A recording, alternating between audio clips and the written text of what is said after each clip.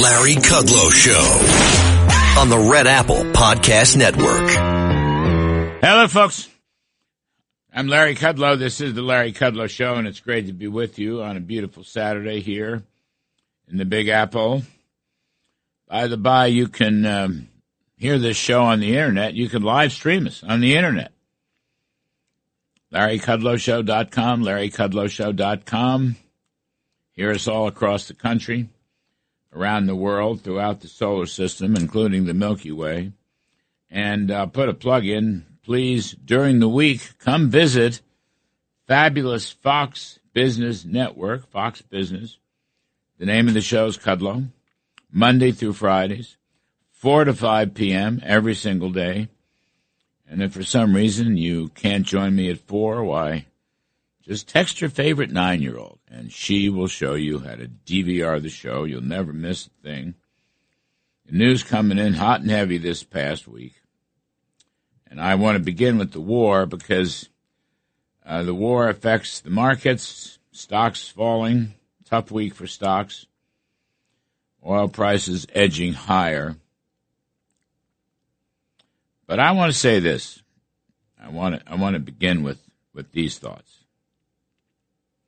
The great U.S. military, working with Israel and their military and intelligence,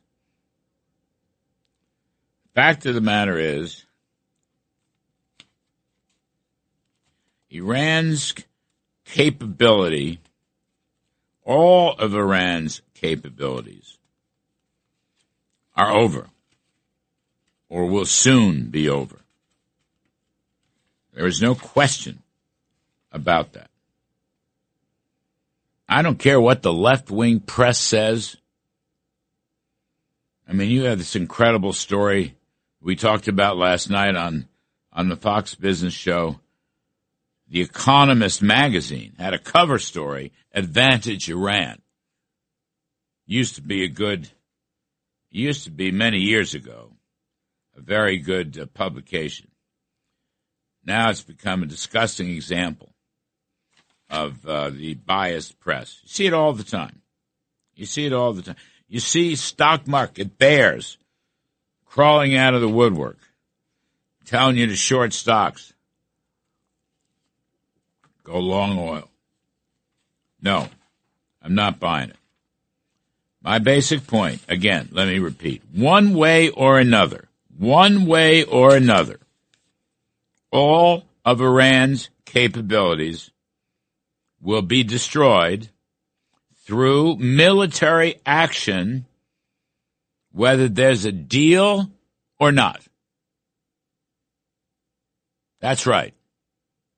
One way or another, all of Iran's capabilities will be destroyed through military action, whether or not there's a deal.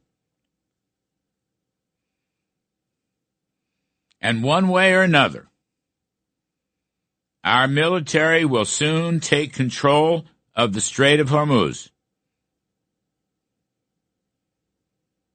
Again, through military force, whether there's a deal or not.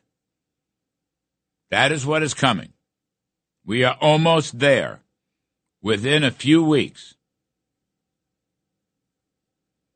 And Iran will never be the same when we are finished with it. Ever. And I don't care what the lefty media says, and I don't care what lefty investors say, and I don't care what alarmists are trying to say.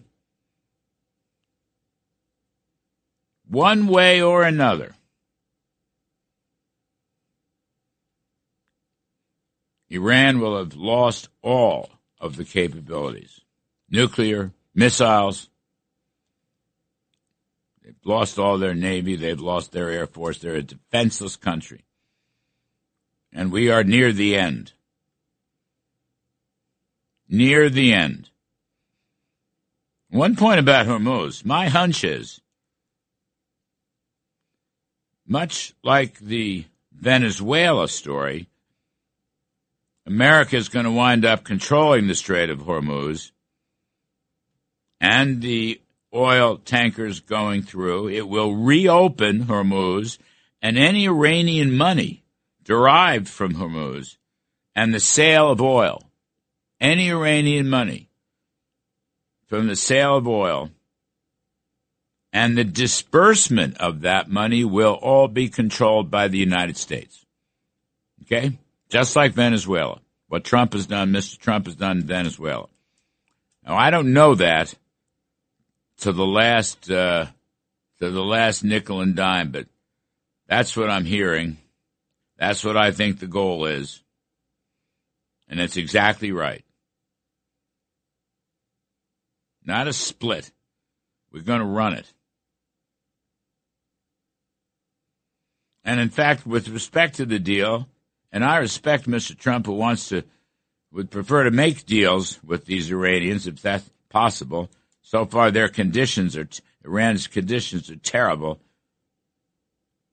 You know, they want hegemony over the Hormuz. They want retribution. They want money to pay for the war. None of that's going to happen. None of that's going to happen.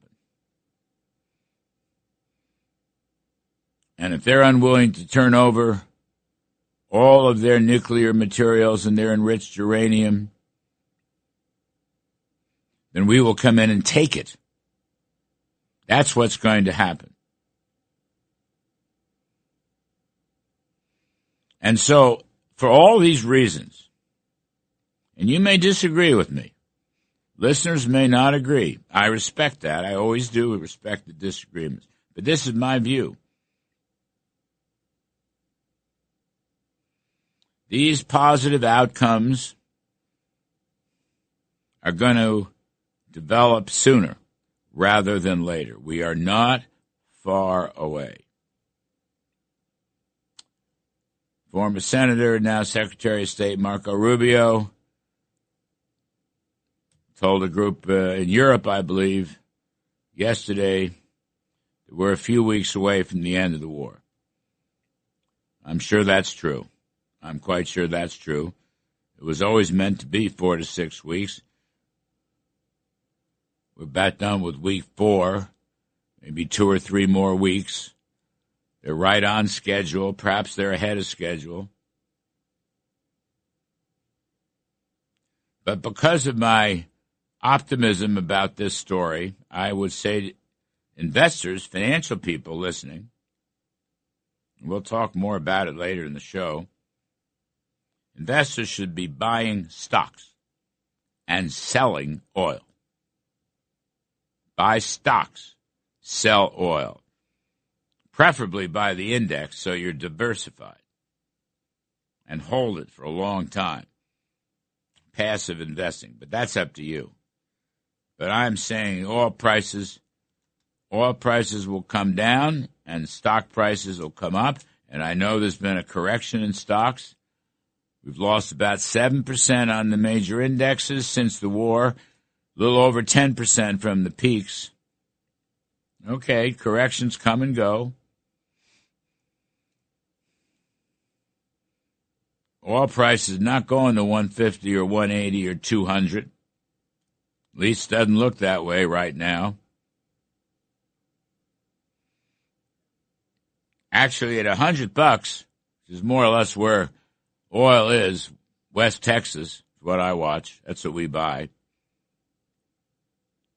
At $100, it's really just slightly above the average of the last 25 years, believe it or not. In inflation-adjusted terms, oil prices since 2001 have been averaging about $95 average per year. All right, a few months ago, we got it down to, I think it was in late December, January, it was down to something like $60. I think it's 58, 57. But the average for the last 25 years, again, in real terms, to adjust properly, it's $95. So we're slightly higher than the average. That's all this is. It's not 150, it's not 180, it's not 200, as the alarmists were predicting just a few weeks ago.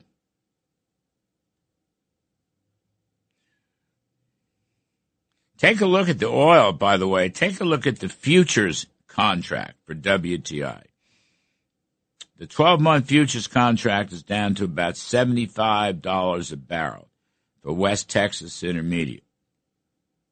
The spot market's $100, so it's predicting a decline of $25 in the next year. The next 2 years, it drops to $70. So that's a reduction of $30. And I think it'll come down more. The break-even, the marginal cost of production of a barrel of oil in the USA is in the low to mid-60s. So the two are converging. The futures market is gradually converging back to the production cost, the marginal production cost. That's a very healthy sign. And you'll see more oil and gas production because we're the world's dominant and independent producer and the largest producer.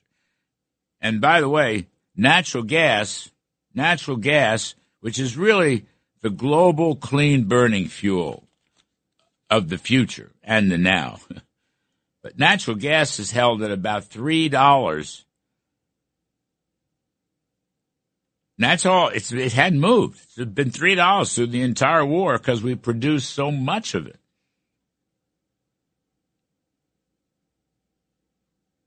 A couple other points. Regarding the economy and especially the stock market, profits are booming. Profits are the mother's milk of stocks. Forward-looking profit estimates consensus above $300 a share for the S&P 500. That gets you to a multiple of 19 times earnings. It can go up 2 or 3 more points easily. And don't forget, the one big beautiful bill, supply-side stimulant for the economy, and that's why I think the economy will boom in the post-war period. Let's not forget, tax cuts, 100% depreciation, factory construction, a business boom for plants, for equipment and machinery, business deregulation, drill baby drill, free and fair reciprocal trade. Inflation expectations, all right? People are worried about oil sinking into inflation. It's only temporary, short run. It's a temporary oil bulge, and we might get next month or the month after some lagged impact. But if you take a look at markets again, the 10-year break-even in the tips market hasn't moved at all. Hasn't moved at all. It's hovering around 230%. Take a look at the 5-year forward inflation. It's barely above 2%. Hasn't moved. Even the market price of gold has come down. King dollar's been rising. That mitigates the impact of the oil bump. My basic point here, against all this press media misreporting and self-seeking stock market bears, is this. America is going to take control of Hormuz. That's going to settle down all the oil markets. That's going to be good for stocks. That's going to be good for the economy. And meanwhile, the U.S.-Israeli coalition and their great militaries and their great intelligence services, all of that is moving rapidly to end all of Iran's capabilities. All of them. And it ain't going to take much longer. We'll take a break here. I'm Kudlow. Please stick around. The Larry Kudlow Show on the Red Apple Podcast Network.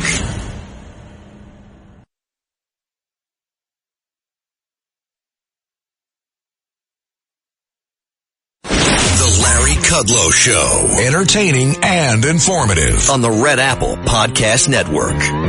So the other big story, or one other big story, of course, is this mad scramble in Washington, D.C. the Department of Homeland Security.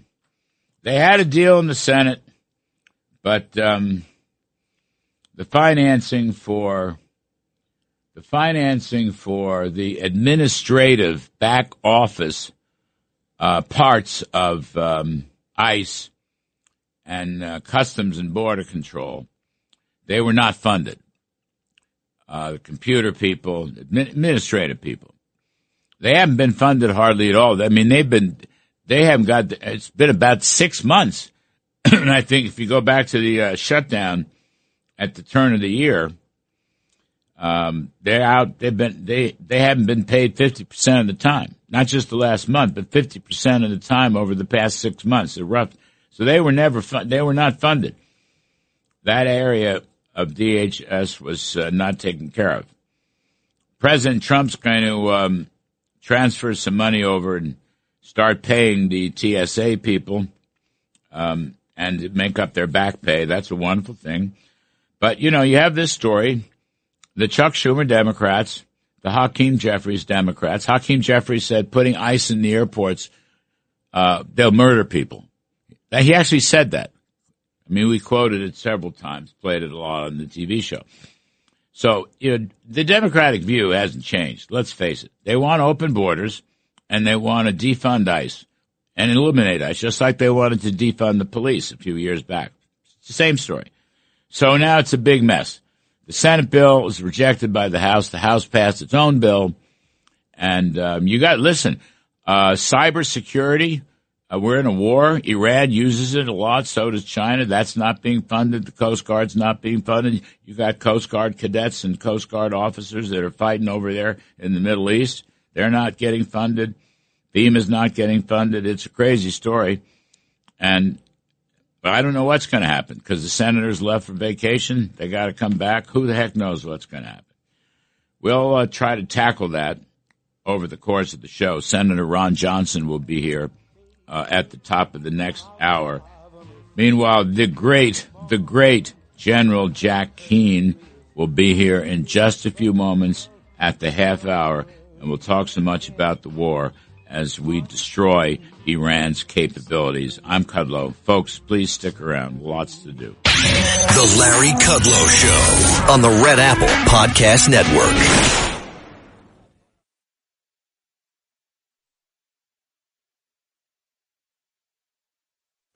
The Larry Kudlow Show. Entertaining and informative on the Red Apple Podcast Network. Welcome back, everybody. As I said in my opening, I have adopted the view of General Jack Keane that Iran's capabilities, the military will destroy Iran's capabilities, with or without a deal. And the great Jack Keane, General Jack Keane, retired 4-star and chairman of the Institute for the Study of War and Fox News senior strategic analyst, and also recipient of the Presidential Medal of Freedom. I was in the room when he received it, is once again here to help us, as he has so wonderfully in the past month or so. General Keane, thank you, sir. We appreciate it very much. It's a lot to be here, Larry. You're terrific. So, one of the big stories now in the media has just behaved abominably. Not all the media, but the so-called legacy media. The latest trope, General Keane, is that the Trump administration and the Pentagon have no real plan for the war. We're headed for a quagmire. We don't have clear goals. We don't know how to achieve them, and we don't know how to end this. I mean, it's really quite remarkable. What used to be a respected publication, The Economist magazine out of London, has a cover story that Iran is winning, which is quite remarkable.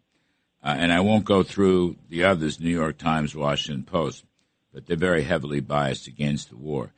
The Pentagon has no plan, sir, and they had no clear missions. And I wanted you to talk to that because it just seems to me it's just utter nonsense. A lot of it, most of it, from people who have never served and or certainly never served in the higher echelons where the planning takes place. What do you make of all that, General? Yeah, well, certainly, I think it largely has to do with political partisan views as opposed to facts. I mean, what the administration and the Israelis went through after the 12-day war, when we set back their nuclear program and their ballistic missile program quite significantly, what we assessed in terms of where Iran was post-12-day war is they recommitted to all of their original goals. And quite frankly, they began to accelerate the development of their ballistic missile program, got Chinese assistance, began to build at an accelerated pace underground storage that would have a certain immunity from our bombs so more could survive. We estimate about half of their ballistic missile program did survive the 12-day war. The mission was never to eliminate all of it. And the same thing with drone development. After all, they are the number one-way drone developer in the world. The Shahed drones that are used so devastatingly on the civilian population in Ukraine comes from the very factory that Iran built in Russia. And that factory is producing those tens of thousands of drones a month. So they recommitted to do more of that. And then we noticed they knew that their nuclear sites, the three that we bombed, were set back significantly. So they began to develop at two additional sites and also to make certain that they recovered as much enriched uranium as possible. So, and on top of that, if that wasn't enough, they began to funnel money, not through the normal network that they use to get money, hundreds of millions of dollars here, to their proxies. They established a new network using different banks, so it would be much more difficult to trace, and largely through Istanbul is where they were pushing that money. So when you look back at that, they said Iran hasn't changed at all. They are increasing development of ballistic missiles, trying to recover their nuclear program, increasing their drone production, and funding their proxy. So they're going right back to where they started from. And then there were two other developments that really gave us some pause, and that is the increase in range in their ballistic missiles and the desire to build an intercontinental ballistic missile, knowing full well that North Korea has that technology and has proven that technology, and obviously Russia and China have it additionally.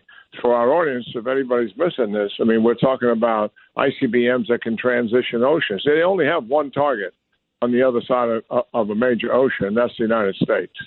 So you put all that together, and the Prime Minister and the President, Larry, came together and said, we've got to do something about this.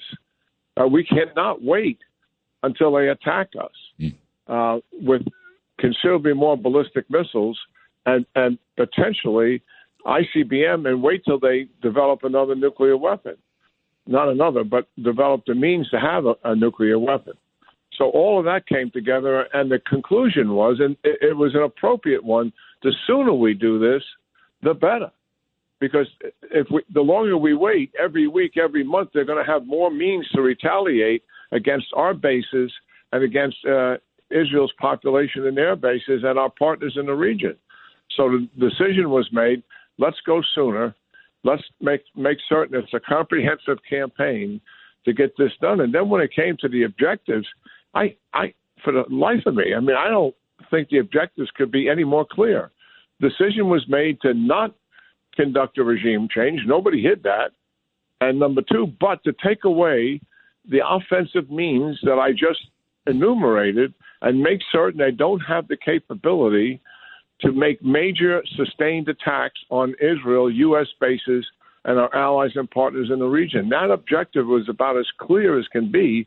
And if you're on the military side of an objective, believe me, the IDF leadership, who I talk to on a regular basis, the CENTCOM commander, who I talk to almost daily, and the reality is they appreciated the specificity of those objectives. They were clear objectives for them with a clear end state in mind, to take away their offensive capability and to make certain they cannot conduct sustained attacks, and certainly take away whatever nuclear development they're doing in terms of enrichment. If there's any centrifuges or cascades left, I'll leave it up to the intel analysts who know what that is to take all of that away. So, yes, that was what went into the decision. To the objectives for the military commanders are very clear. They have end states in mind here. What is their concern? The ambiguity that the regime stays in power. Well, the most that was ever said about the regime itself was that we can so devastate the regime and make them so fundamentally weaker, the combined force of Israel and the United States, that it is possible to set some conditions for an eventual regime collapse. No one predicting that was going to happen, making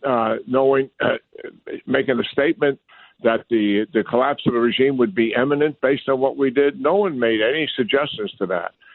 But the reality is there are defined objectives, and based on an incredible rationale and justification. I mean, not to act would be an absolute reckless and immoral behavior. We had a moral imperative to make certain we were going to protect our bases and help Israel protect its citizens and its people and its way of life, and eventually protect the homeland of the United States. It couldn't be more clear, Larry, as far as I'm concerned. Steve Witkoff came back from the last deal discussions before this war. This is late February. He and Jared Kushner, Witkoff came back. In fact, he repeated that. He repeated this at the cabinet meeting that was televised yesterday. But point is, he said two things. He said, first of all, the Iranians told him that they had an inalienable right to enrich uranium. An inalienable right.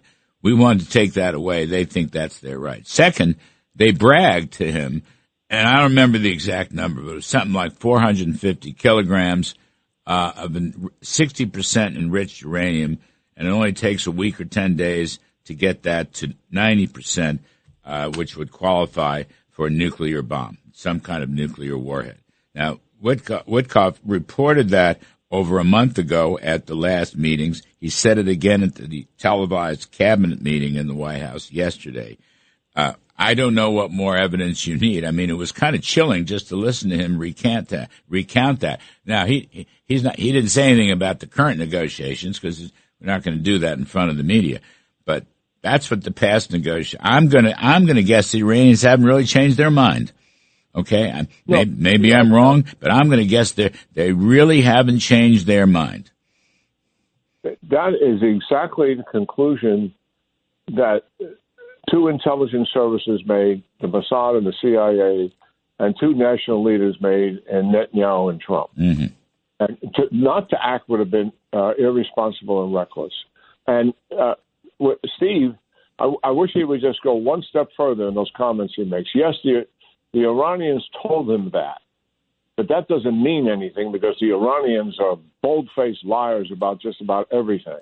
But that has been validated by our both intelligence services, and that is a fact. We've established that those conditions in terms of large enrichments indeed exist in Iran, and believe me, that is on the menu of operations that we are conducting against the Iranians as a result of Epic Fury and Roaring Lion. Well, I have adopted your view, which you said, I don't know, I think you started saying it a week or 10 days ago in one of our conversations. I have adopted the view that Iran's capabilities will be terminated by the military, with or without a deal. Our military doesn't need a deal. And the capabilities across the board, including Hormuz, including the enrichment, including the missiles, et cetera, et cetera. That's the deal because of our great military might. And I believe you have said from time to time that you have a lot of confidence in CENTCOM, what they're doing. And I believe it's Admiral Cooper. Is that the head of it, CENTCOM? So I've adopted that. And I just think whether it's this week or next week or the week after, they're going to get it done. And they know what they're doing. General Keane, you've got all these media outlets saying the Pentagon doesn't know how to conduct the war or finish the war. I just find that remarkable. Can you imagine World War II? That kind of treachery. It's remarkable that they're pulling this and writing this. Yeah, well, I think they have an obvious prejudice here against everything that the Trump administration tries to do. You know, you watch it on the domestic side where it's not my lane, but, you know, I'm an American citizen. I watch it, and it has the same kind of narrative and theme to it. You know, nothing is right. And this, what I find so disturbing about this, because I've never seen it, a protracted war that we've conducted over years, when you're dealing with insurgencies, by nature they're going to be protracted because they're hiding in among the people, and it takes a long time to sort through all that. And there's a sense that, well, there doesn't seem to be much progress. And while there was initial support for it, as time goes on, it becomes background noise to everybody. It has a numbing effect. 2 years, 3 years, 4 years, 5 years, and doesn't seem to be a lot of progress. So the support for the war begins to evaporate. And I understand that, and I have toleration for it, frankly. But what we saw here, Larry, is immediately there was no support whatsoever. And after there were clear purpose and facts put in front of the American people, this is all about protecting Americans after they've been killing us for 47 years. And that protagonist and aggressive opposition to the war, when all of our pilots and sailors and troops who are out there on those bases, 50,000 spread around the area, another 50, 60,000 easily brought into the area to conduct offensive and defensive operations. All of those troops are out there. And they're plugged into everything going on in the world. They all have iPhones. They all have iPads. And they see this opposition to what they're doing from the American people, from the media. That registers, believe me. And that's what I found so appalling about this. I mean, I understand arguing about a policy. I get that. But this is much deeper than the policy. This is even questioning the Pentagon's generalship, the Pentagon's ability to put a campaign together, the Pentagon's military effectiveness. And that's just dead wrong. And I totally disagree with the basic premise of doing something like that when our troops are engaged in combat, when by definition we said it was going to be limited. This was always about weeks, not months and years. And everybody in the entire chain of command understands that. And the last one, we have a minute or so. People are saying the Pentagon didn't understand that Iran would choke off the Strait of Hormuz. It's like the Fifth Fleet never thought about this before. I mean, stupid stuff like that. Well, yeah, that's an absurdity. When I was a division commander, 101st at Fort Campbell, a corps commander of 18th Airborne Corps at Fort Bragg, and a four-star general in the Pentagon, and this was a few decades ago, that was in our war plan. We've been dealing with Iran as a war plan since around the early 1980s, when they began to kill us and blew up our two embassies in Lebanon and blew up our Marine barracks. We entered into war plans to take this regime down, and we've been exercising it for decades. And this, one of the weapons they always had, and it was obvious, is they'll attempt to shut down the Straits of Hormuz. Yes. And we have to have plans to secure the Straits of Hormuz and open it up. And believe me, Admiral Cooper, supported by the Israelis, have those plans, and it will be executed. Yes, sir. Yes, sir. Anyway, General Jack Keane, Fox News Senior Strategic Analyst. Thank you, sir. As always, we appreciate your insights. Thank you very much for helping us. Yeah, great talking to you, Larry, and your audience. Thank you. Thank you. We'll take a break here, and on the other side of the break, Senator Ron Johnson is going to explain to us what's going on with the financing of ICE and Customs and TSA, and it's all a big mess in Washington, D.C. I'm Kudlow. We'll be right back. The Larry Kudlow Show on the Red Apple Podcast Network.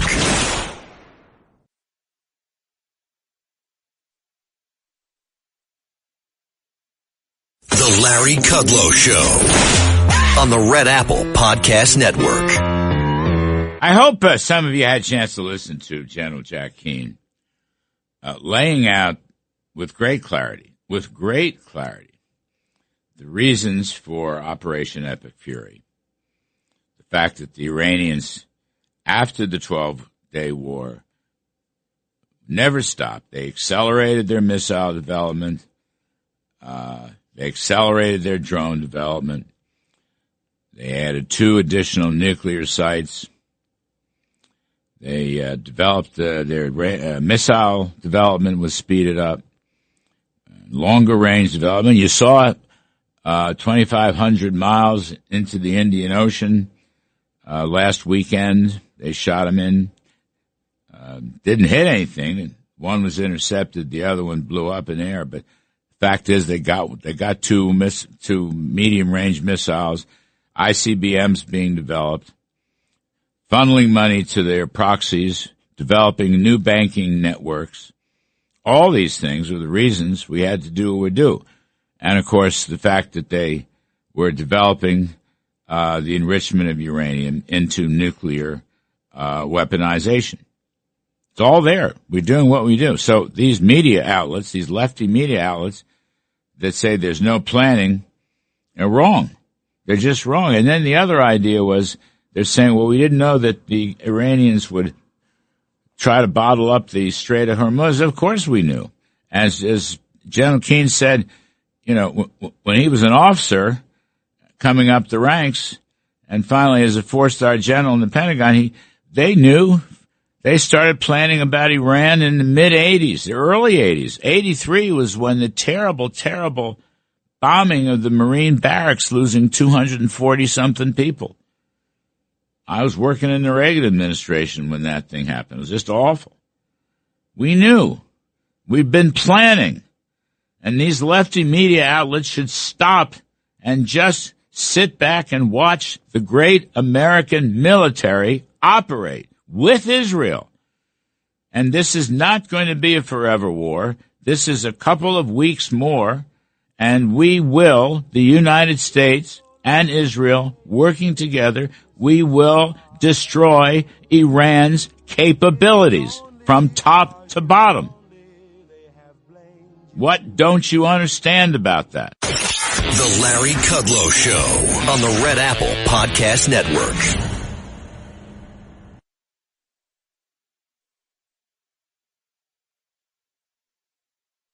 The Larry Kudlow Show. Entertaining and informative on the Red Apple Podcast Network.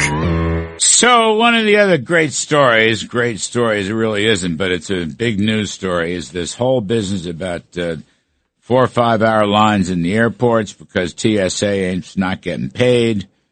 And ICE was called in to help out. They've done a good job, by the way. In fact, they rescued a 1-year-old child, despite what Democrats are saying that they're going to murder people. But the Senate passed a bill that funded most of DHS, but not ICE, not Customs, not their administrative backups. The House rejected it, and the House has passed its own bill. I don't know what's in that bill. They passed it last night. And that leaves us, with this, the system's still broken. The senators have gone home. I don't know if they're coming back or not. One person that's knows about this and has been deeply involved and is going to help us out is an old friend, Senator Ron Johnson from the great state of Wisconsin, a former businessman, a good numbers guy. So, okay, Senator Johnson, first of all, thank you for helping us on a Saturday. I know you had to move some things around. You're very kind. Why don't you start out and give us the lay of the land, where you see this thing? Sure. Well, let me kind of lay the table for this by first saying I listened to your excellent interview with General Jack Keane. Oh, thank you. And the outrage he was expressing of the Democrats' knee-jerk opposition to doing what had to be done because their presidents coddled Iran, funneled hundreds of billions of dollars into Iran, allowed them to gain strength, to come to the brink of being able to threaten our homeland. And again, Democrats for years have been saying, we can't allow Iran to become a nuclear power. Well, you finally have a president with the balls to make sure that wouldn't happen, and they immediately oppose what he's trying to do while we have the finest among us in the field risking their lives to keep this nation safe. It's outrageous, okay? So take that, and now let's describe how even more outrageous it is for their opposition to fund the very agencies that are tasked with cleaning up their mess. They opened up the border, allowing millions of people to flood in this country, unvetted. I mean, there could be Iranian sleeper cells in this, okay? So, again, America didn't like that. We elected President Trump to clean up their mess. And rather than helping us clean up their mess, what they've done instead is they've trained activists, they've trained them to obstruct justice, encourage them then to put themselves into harm's way, knowing that some of them would get harmed. Well, 2 of them got killed. What Democrat has ever expressed sympathy for the families of the victims of crimes committed by illegal immigrants? They don't, but instead they created 2 martyrs, and they're using those martyrs now as their excuse to not fund the agencies that will keep Americans safe or try and keep Americans safe. It is outrageous. So the first point I want to make is this is entirely the Democrats' doing. The reality we all have to face, though, is the legacy media is pretty much the communication arm of the Democrat Party. So the Democrats can do this. They can obstruct the funding of ICE and CBP and all DHS. They can keep a couple 100,000 people from getting a paycheck. They don't care about that. But they can do that with impunity because the media will never hold them accountable, never put pressure on them to do it. I mean, if the tables were turned and Republicans were blocking funding DHS and TSA, we would be excoriated in the mainstream media. We wouldn't have done it as a result. But Democrats can get away with it. And so John Thune and Senate Republicans were faced with the reality that they simply will not fund DHS or CBP and ICE.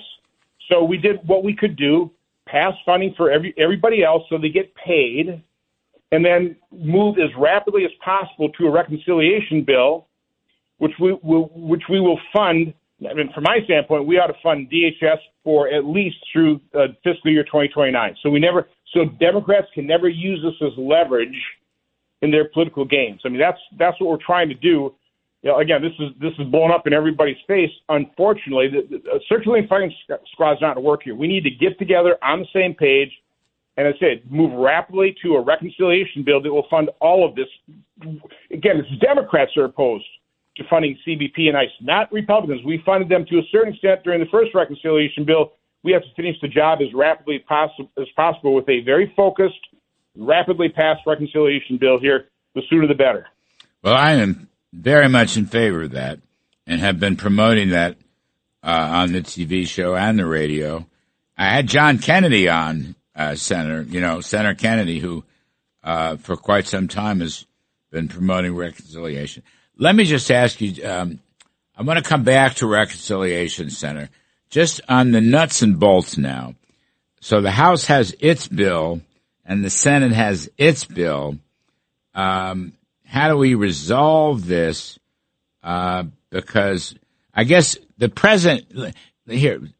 president's executive order to move some money around and pay TSA, that's going to go through. Is that correct? Right. He's repurposing funds. I actually spoke to him a couple of days about that he had that capability, so he followed through on that. But again, those funds will run out. We passed about $10 billion of fund to be used to secure the border, and he's using those monies. But again, that's what he's also using to fund ICE and CBP, those components that are actually being funded right now. So that money will run out. So we don't have a whole lot of time here. And can I ask you one other thing, just to clarify? The one big beautiful bill, the reconciliation bill of it was signed in the middle of 25. That had money for the so-called frontline ICE and CBP, Customs and Border Patrol. That the money was there for that. I don't know if it was designated precisely, but there was money, and that's what they're surviving on. They're getting paid, and they're doing what they need to do. Is that right? Yeah, it's complicated because there's two different sections. Some funds like new hires, bonus pay, that kind of stuff. Then we have $10 billion that can pretty well be used for what the president wants it to be used for. That's what's funding most of this right now. Again, it's only $10 billion. Right. So that can last, depending on how many agencies we have to fund with that $10 billion, that runs out sooner rather than later. So we have to get back. So, what the Senate did and what the House is all outraged about is we took their bill that funds it all, which again, Republicans voted for repeatedly. Democrats voted no. We couldn't shove it down their throat.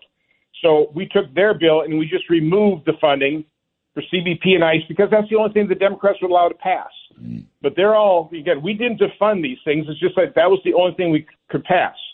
What the House did as a result of that, they just passed us what they're considering a clean CR, keeping funding for all of DHS as it was in 2025, which, by the way, is what Joe Biden and Democrats voted for once. So just a clean CR. Unfortunately, that will not pass the Senate.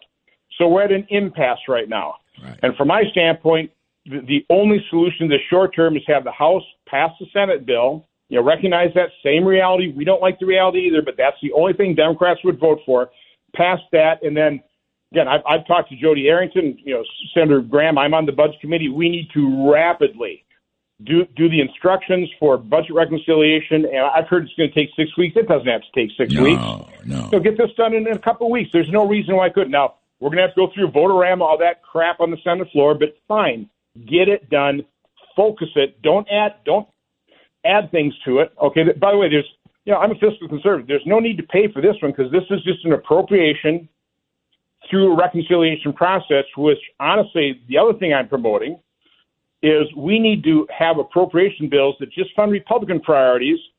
When our appropriators can't pass the bills on time prior to September 30th, we need to be ready to do a reconciliation appropriation process to fund all of government with Republican priorities. That would, quite honestly, give leverage to our Republican appropriators to, do deals with Democrats, do it on time through regular order. But if they're not willing to play ball, then we need to go ahead, use reconciliation for all the appropriation accounts, including defense. I agree. Okay? But let me come back. I'm with you. But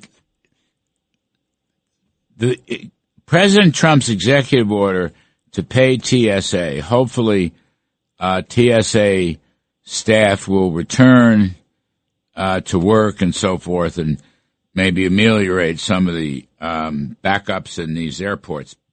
But nothing else going to get funded. And that troubles me enormously, Senator. Correct. I know. But Democrats refuse to give us the money to do it. I understand. I'm just saying, I'm just pointing it out. Yes, I know that the blame is on the Democrats. But I would say, it's Coast Guard and it's FEMA. One of the things I keep saying is the cyberspace security. Iran is a practitioner of cyber attacks. So is China. And here we are in wartime, and that's not getting funded. So will the Senate stay in recess? Whatever it is, Easter recess for I don't know how long. How long is it? 2 weeks? In other words, nothing's going to happen for a couple weeks. Well, we could come back, but Democrats will continue to block it because they can do it with impunity. So the only way to pass to right now fund all the other components other than CBP and ICE, Coast Guard, CIS, is for the House to pass the Senate bill. Again, I don't want to. I'm not blaming the House. I understand their outrage. We are equally as outraged. We're just recognizing reality that we can't force Democrats to vote for this because the media is not putting pressure on them. No, they won't. To get the other components done, the House really has to pass the Senate bill and then move to reconciliation. So I would take the reconciliation. Let's go to reconciliation for a moment. 50 votes plus the vice president. Okay. I'd put everything in there, Senator. I would put whatever the War Department wants, the number out there is $200 billion. Give it to them. Okay? All of the DHS stuff, all the appropriations.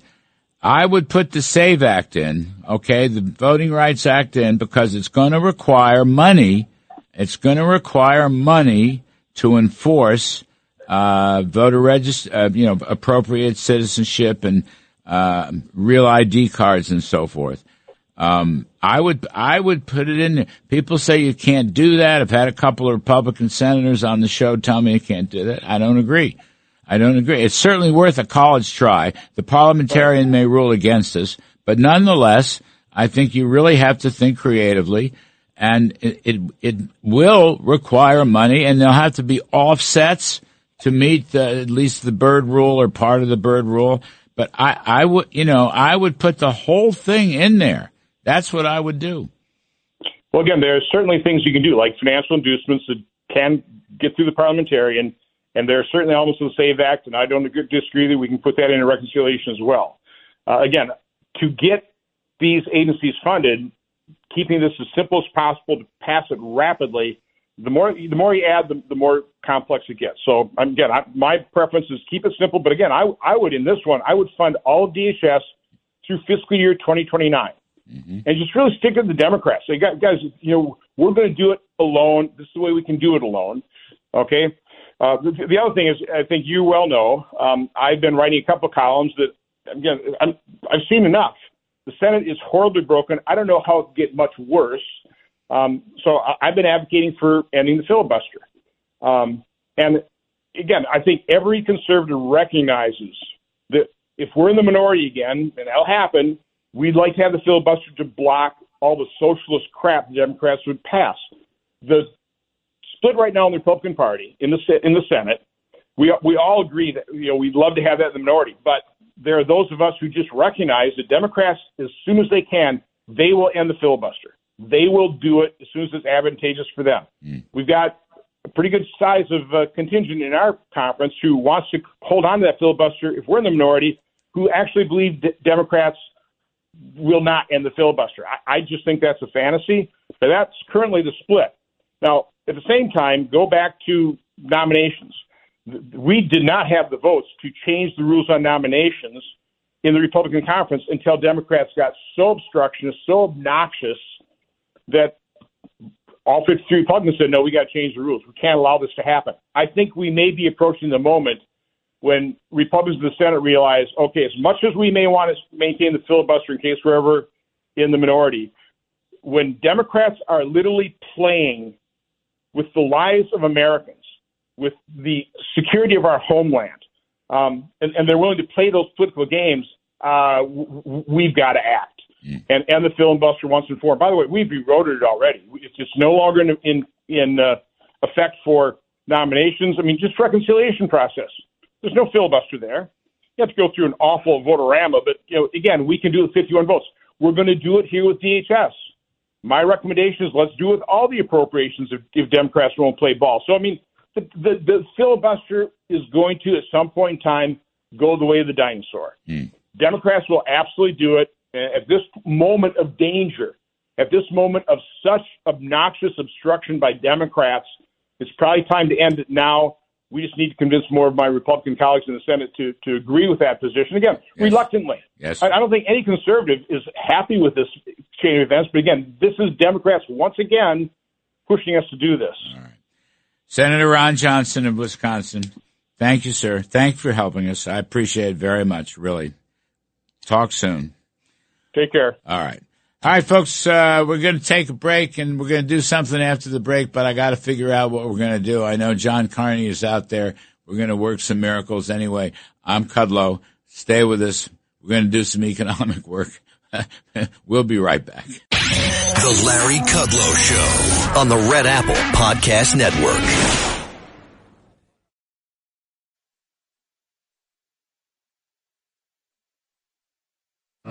The Larry Kudlow Show. Entertaining and informative on the Red Apple Podcast Network.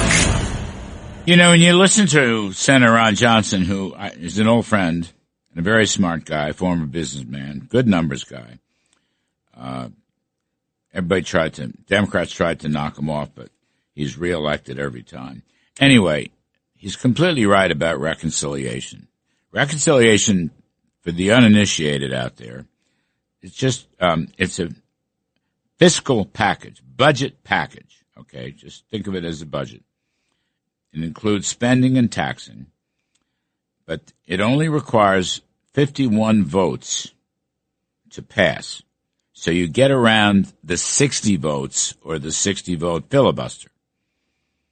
So 50 plus the vice president is 51. That's why it's so useful. It gets past the Democrats. And we're going to have to put in, because the Democrats hate ICE, the Democrats are still for open borders, the Democrats want to defund ICE, they do not want to deport criminals or illegals. That's their position. Whatever they may say, that's their position. The Larry Kudlow Show on the Red Apple Podcast Network.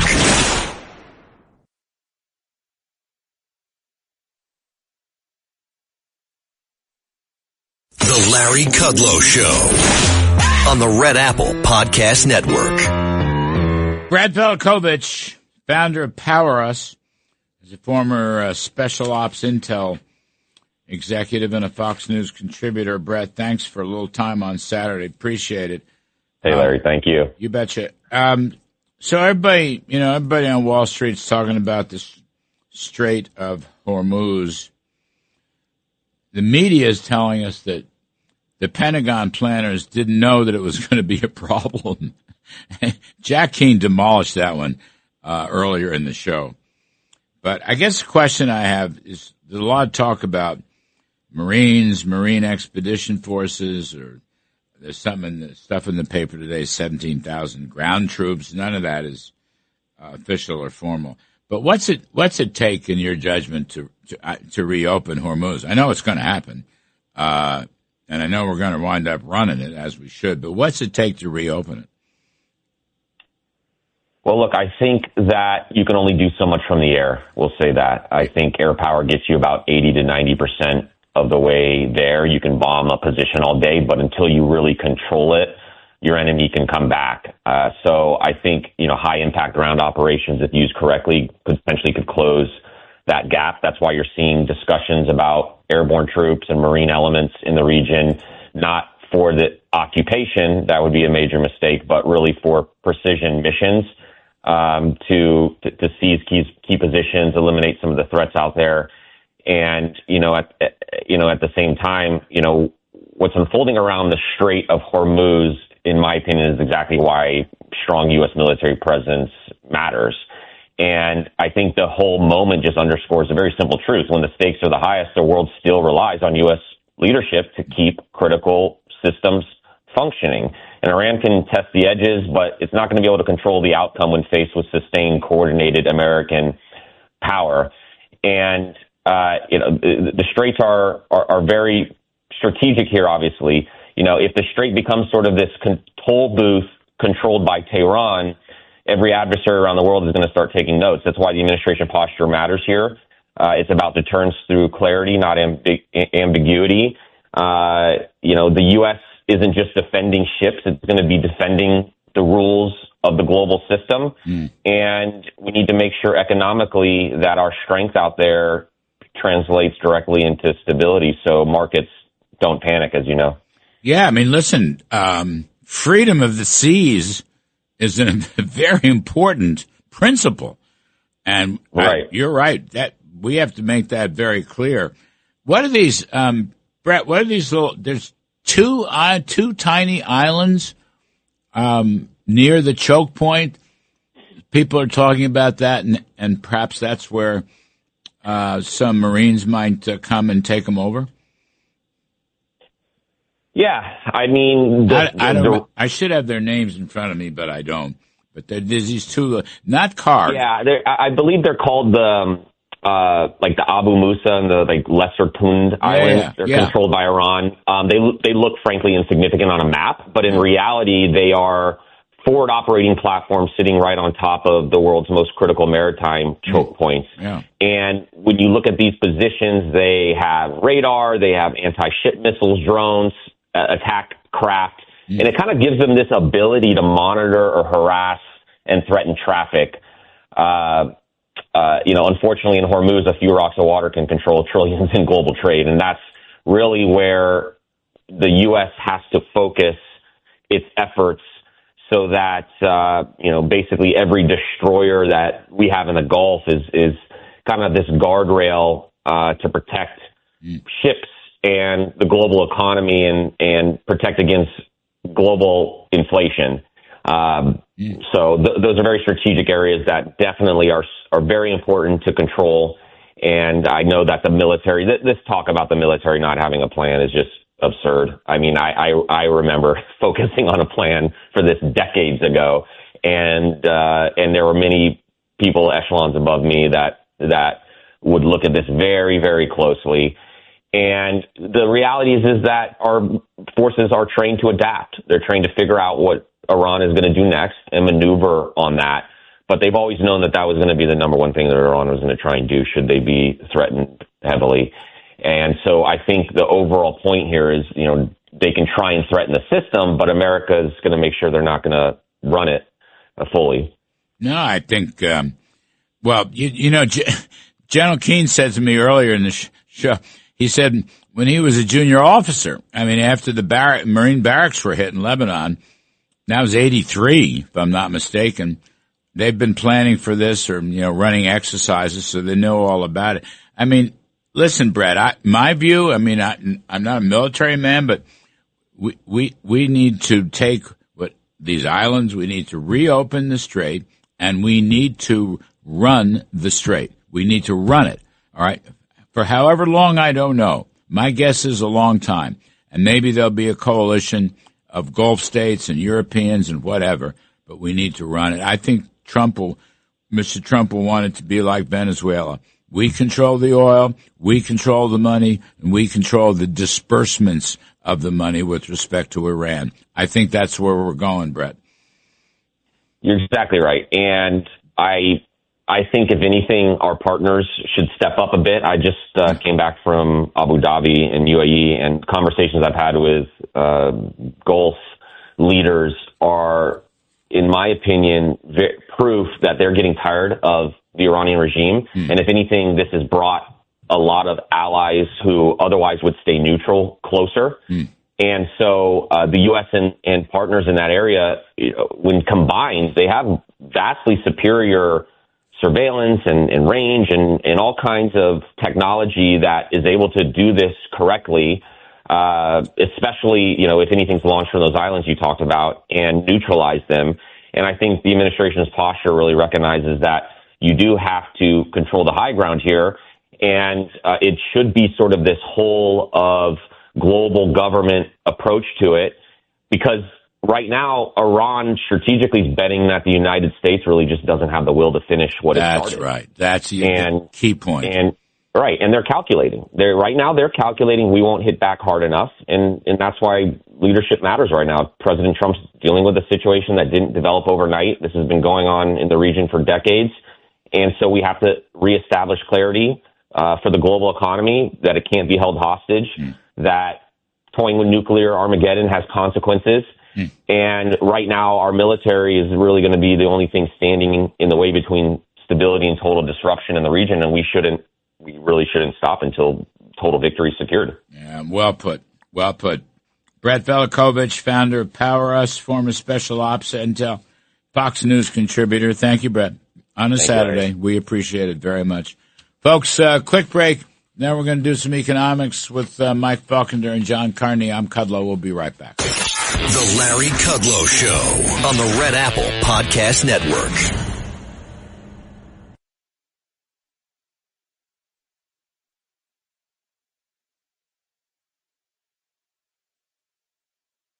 The Larry Kudlow Show. Entertaining and informative on the Red Apple Podcast Network. And we'll turn to the economy. We're running late on it. But we've got John Carney, who is Breitbart News editor for economics and finance and co-author of the daily Breitbart Business Digest Must Read. And Mike Faulkender is the former Deputy Secretary of the Treasury and teaching school at Maryland, and the head of economics for AFPI, America First Policy Institute. Fellas, you're great. I'm sorry Jack Keane went long. Ron Johnson went long. It's been a hard day, but you're very kind. We got just under a dozen minutes. Mike Faulkender, can I just ask, look, we have to have reconciliation. We have got to do it. It's the only way to get around the Democrats with respect to voter registration, financing DHS, fixing the whole business about ICE and the customs and the border and TSA and cybersecurity, all of that. And there'll be budget cuts in there. There might even be some supply-side tax cuts.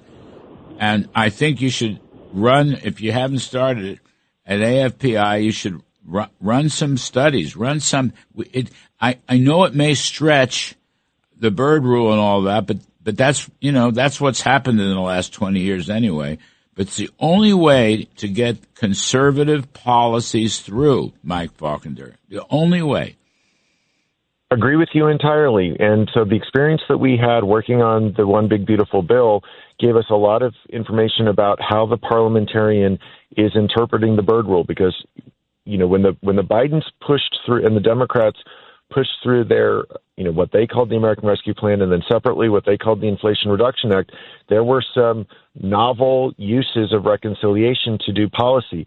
We did some of that in the Big Beautiful Bill, and yes, we absolutely need to do it for funding DHS, for getting the Save America Act, and also the defense supplemental that we're going to need. There are some stockpiles that are in low positions. Those need to be replenished. And you know full well that the Democrats are going to use any must-pass legislation to try to get some of their desired activities. We have to use reconciliation to do these absolutely necessary functions of government. I think so. And we'll talk some more about this, but I'm hoping you can mobilize your troops at AFPI or whatever outside help you need. Yeah, we are already having conversations with House leadership about what goes in that package. There should be some housing pieces in there as well. Not the institutional. Maybe you can get some. We don't like, but why don't you index capital gains? Put that in there. Anyway, there's a lot we can do, and I'm glad you're amenable to it, because I think enough is enough. All right, enough is enough. And what's going on, the Democrats will just block every damn thing just because it's Donald Trump, not because it might help the economy or the country or destroy Iran, right? It's all about the Trump derangement syndrome, and I'm sick to death of it, honestly. And there's one other thing that we're going to get in there, which is we're going to go after all of that fraud that's showing up in Minnesota and California. Yes. And by the way, that's fabulous, because those will be offsets. That's a fabulous pay for it. Now, John Carney, that leads me, everyone's talking about the war and the Strait of Hormuz, and the whole stock market is trading off it. But, John, can we remember the One Big Beautiful Bill a year ago with all kinds of 100% depreciation, which was spawning factory construction and a business capex boom, and profits are booming? And the trend line for productivity is 2.5%, which is terrific. And deregulation and drill, baby, drill. I mean, why won't the post-war economy boom? That's my question. I think you're right. It will boom. We're actually set up for a tremendous boom. I'll add to your list of good things going on in the economy. There are basically zero people losing their jobs in America today. Yes. The unemployment is at the 4-week moving average for jobless claims is at 205,000. I did the math on this. It's only been lower than that 5% of the time. That's almost always when you're coming out of a recession and people are rehiring. Never in a 6-year of a recession or of an expansion have we seen the unemployment this low. That means that people have, one, they're confident, they're not losing their jobs, that there's a lot of demand for labor out there.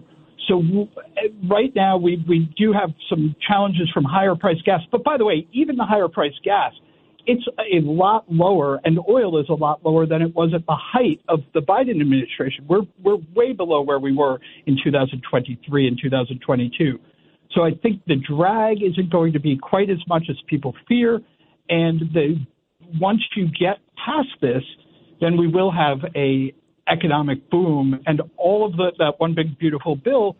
To remember, there's a lot of individual tax cuts. People are already seeing bigger refunds, and the amount being taken out of their paychecks is going to be lower. That gives them more power to spend, to consume, and do well. It's funny. It's like a shock. Okay, like a bad hurricane, a bad hurricane hits New Orleans years ago very, very hard because New Orleans had a terrible economy and there was no real business base. When it hits Houston, Texas, a few years later, they clean it up in a week or two because the business base was so strong. What I'm saying is you have this sort of mild shock. You're right. Historically, the oil shock is very mild rather. But the U.S. economy is such good shape with a great incentive structure right now, and therefore we will deal with it rapidly. I mean, that's the way I see this story. I think that's right. We're going to see and something you said on the television show the other day, I think makes a lot of sense. If I were, trying to figure out where I want to be in my investment portfolio 6 months from now, I want to be long stock, short oil, because the oil price is going to crash once the Strait of Hormuz is reopened. Yep. It may crash even before that, because once people see it's going to be opened, the price will start to come down. And if you look at the profits, corporate profits are way up, and they're expected to keep expanding. That's a recipe for a stock market explosion once we get past the fear that's pervading right now. I love that. The expectation.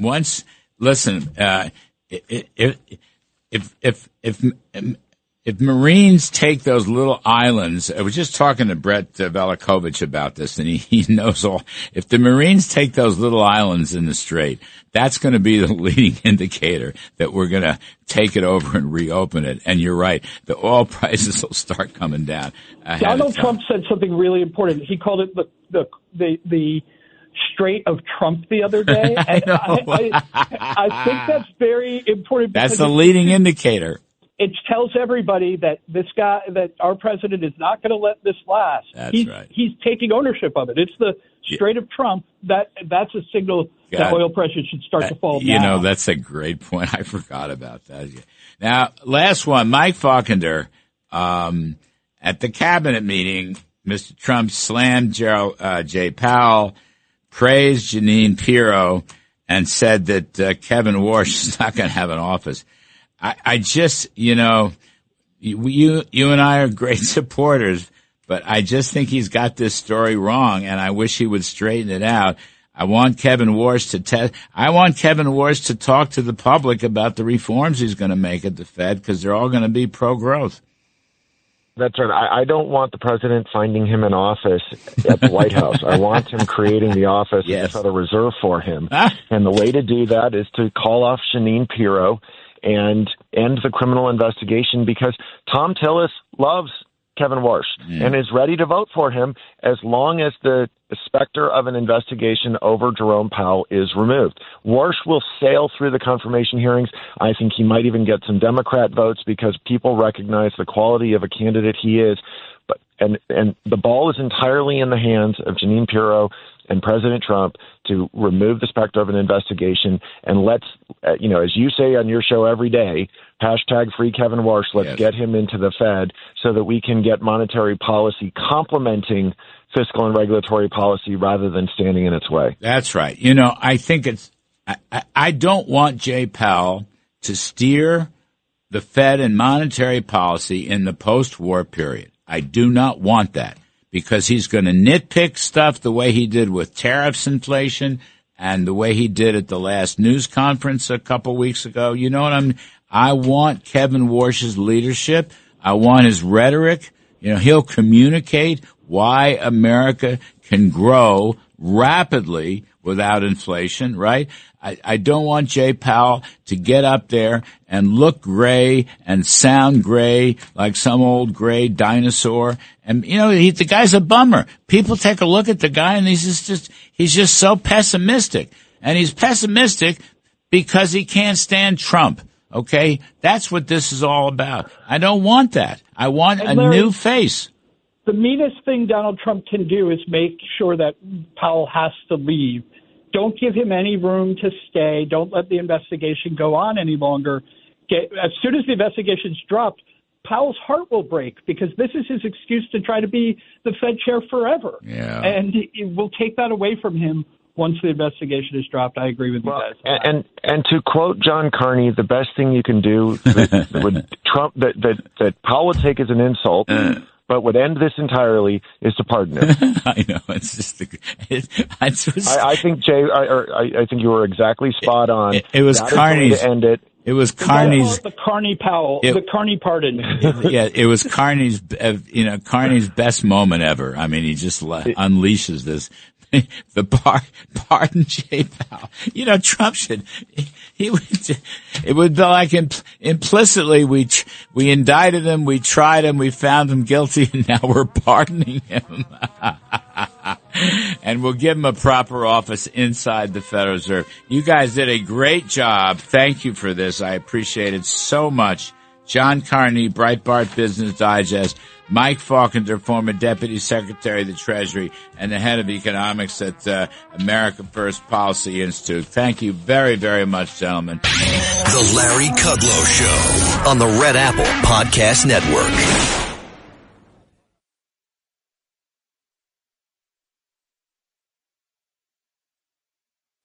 The Larry Kudlow Show. Entertaining and informative on the Red Apple Podcast Network. Welcome back, everybody. I'm Larry Kudlow. This is the Larry Kudlow Show, Hour 3. Great pleasure to be with you. By the way, you can live stream us over the Internet, LarryKudlowShow.com, LarryKudlowShow.com. Plays all across the country, around the world, throughout the solar system, including the Milky Way. And join us during the week. Fox Business, fabulous Fox Business, 4 p.m. every day, 4 to 5 p.m. every day, Monday through Friday. I look forward to it. Come join me on the set. If you can't make it at 4, just text your favorite 9-year-old. She'll show you how to DVR the show. You'll never miss a thing. And I'm going to just say to my two guests before we begin, Kenny Polcari heard it on the TV show yesterday, that the U.S. military, working with the Israeli military and both intelligence services, will essentially end all of Iran's capabilities.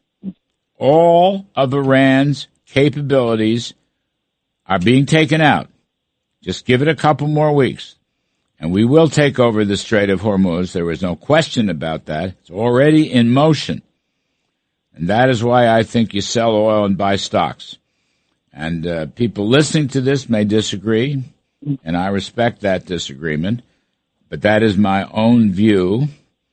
Now we're going to talk to our two experts, Stephanie Link, Hightower Advisors, Chief Investment Strategist and Head of Investment Solutions, and Kenny Polcari, Chief Market Strategist at Slatestone Wealth. By the way, Kenny, it was a pleasure to see you in person yesterday on the set. It was a pleasure to be there. Thank you for having me. Yeah, no, it was great. It was a very, very good segment. I don't know if you saw, I just saw it this morning. I follow the YouTube views of our show. That YouTube covers us a lot. I don't know why. They're a bunch of lefties, but they do. And that segment, with Charles and Mohammed El-Arian and yourself and your dim-witted host. Anyway, the last I saw had about 400,000 YouTube views. And really? Still going strong. So it was That's really great. Pretty wild. I can't get Stephanie Link to do it because she has these connections with another operation, but it's just the way It was a great conversation. I really enjoyed it. It was a lot of fun, the way the cookie crumbles, but we love Stephanie. Steph, just tell me what you're thinking, okay? Tell me what you're thinking. Yeah, well, there's a lot going on, and I would be on your show on TV if I could, but I love being on this radio show every once in a while. It's a lot of fun, and love to be with Kenny, too. So I think this past week, reality sunk in that maybe this might be a little longer than 4 to 6 weeks. We don't know. But that unknown is starting to kind of creep into a little bit of confidence, and you can see it in the market because the market actually did end on Friday, down almost 800 points on the Dow and 108 on the S&P. I don't think anybody wanted to be long into this weekend because we just don't know. I have no doubt that we are going to destroy everything in Iran, no doubt. But the longer it takes, Larry, it's just that unknown creeps in. And I have to just say, from a perspective point of view, being down just 7%, given all the stuff you and I have talked about over the last couple of weeks, year to date, Venezuela, SCOTUS, AI disruption, private credit, now war, to only be down 7% is I think, a small victory, because if you look at underneath the surface, the equal weight S&P 500 is only down 1.2%. What's getting hit this year is all the stuff for the last 3 years that has worked. That is growth, that is tech, that is comm services, Max 7, on average down 15%. So for people that have owned these sectors and these stocks, they've done very, very well the last 3 years. Remember, up 18% last year, up 24 the year before that, and up 23 the year before that in the S&P 500. So we know the long-term average is about 8 to 10%. And we're having a little bit of a pullback, a little bit of mean reversion, but it feels worse because most people own these other sectors that are very, very popular. Most people didn't own oil headed into this year. They didn't own cyclicals. Before the war, cyclicals were working and outperforming growth. So there's a lot of churn underneath. I do think we're going to get through this. Whether it's another 2 weeks or 3 weeks, I really hope it's not more than that. Only because the longer oil prices stay here and the longer that we have uncertainty, you got to just watch the consumer because they've hung in remarkably well. And we just want to make sure that they can still be the tailwind to the economy along with the AI food chain that you and I have talked about. I think the consumer will hang in, but these are the questions that are going around in the marketplace. Well, they're good questions. Good questions. I had this vision. I don't sleep at night, but I had this dream. So we're having these talks, the so-called Iranian deal, which I'm rather skeptical. I mean, I appreciate that Mr. Trump wants a deal, but I'm rather skeptical. But in any event, the actual discussion is holding back on bombing the power plants in the energy sector. Mm-hmm. The military, U.S. military in Israel, they're hitting Iran all day long, every day. They're just not hitting the energy sector. And so my dream was, while the talks are going on, if they're still going on, up to April 6th,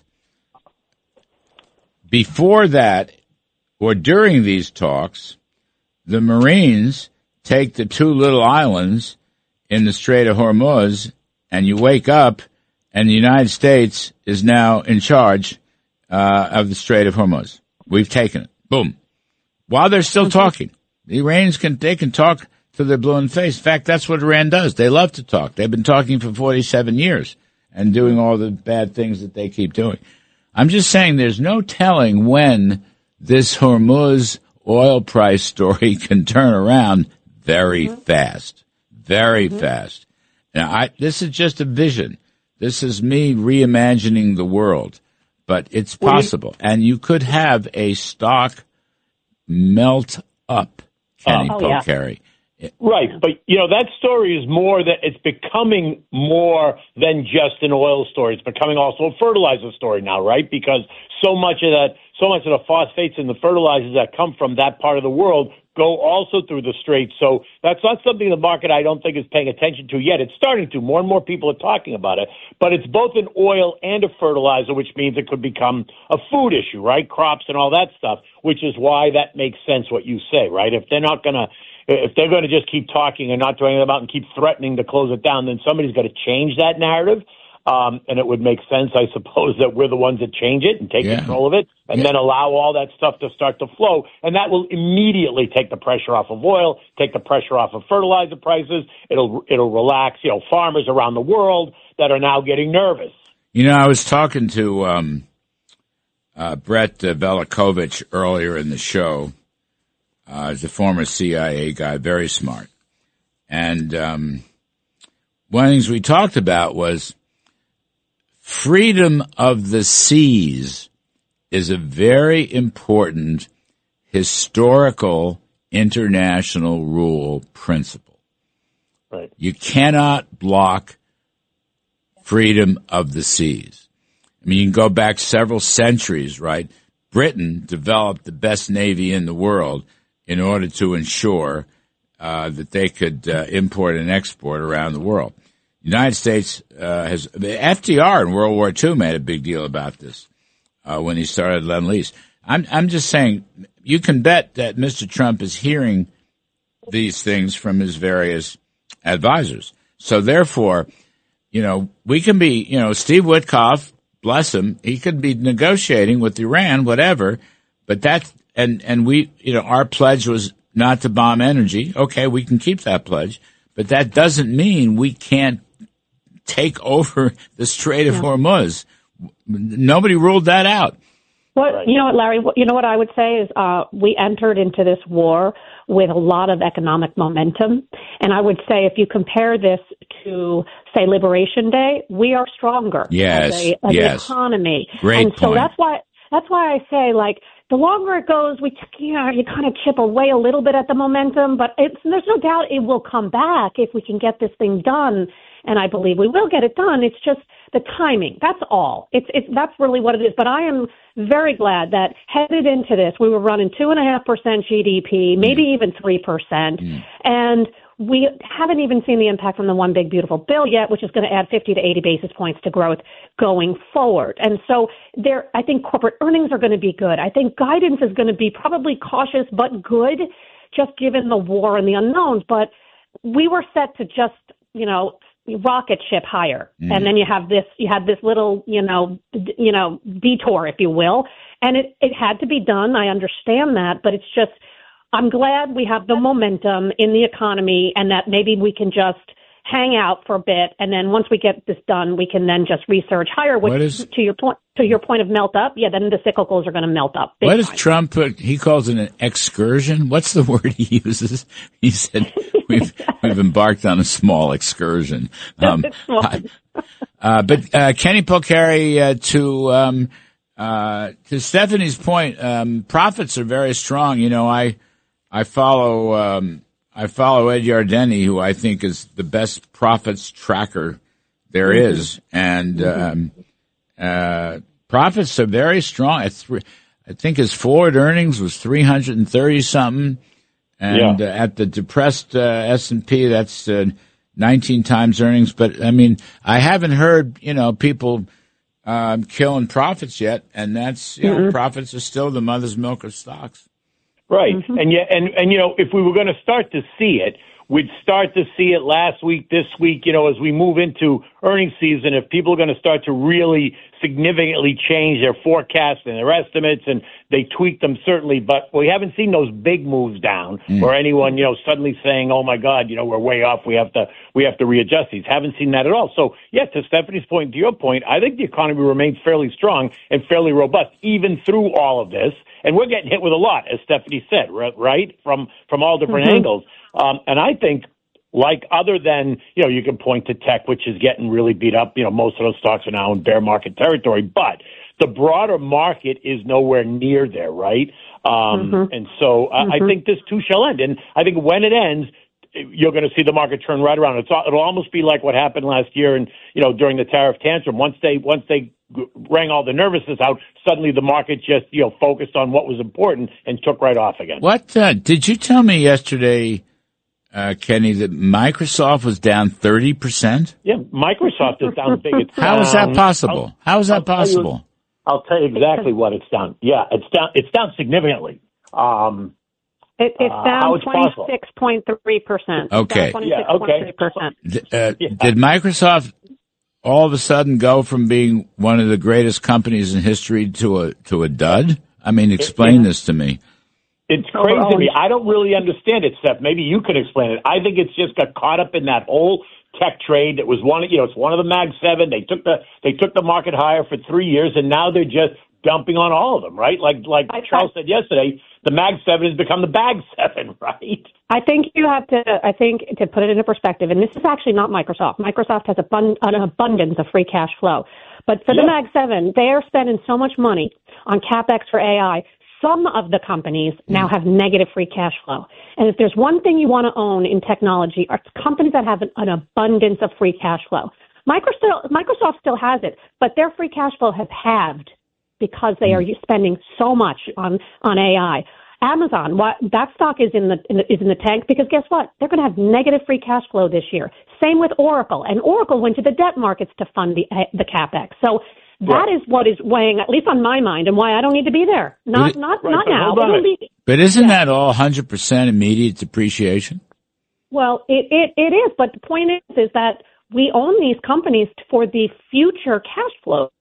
I believe free cash flow, the reason CapEx is going higher is for good reasons, AI, and I get it. But I think they're in a timeout. I think all of them are in a timeout this year until we can see the ROI on all this CapEx. All right, I got to take a timeout. I got to take a timeout. We're a capitalist company. We got to make a buck. Stephanie Link, Hightower Advisors, Investment Solutions, Kenny Polcari, Slatestone Wealth. I'm Kudlow. We'll be right back. The Larry Kudlow Show on the Red Apple Podcast Network.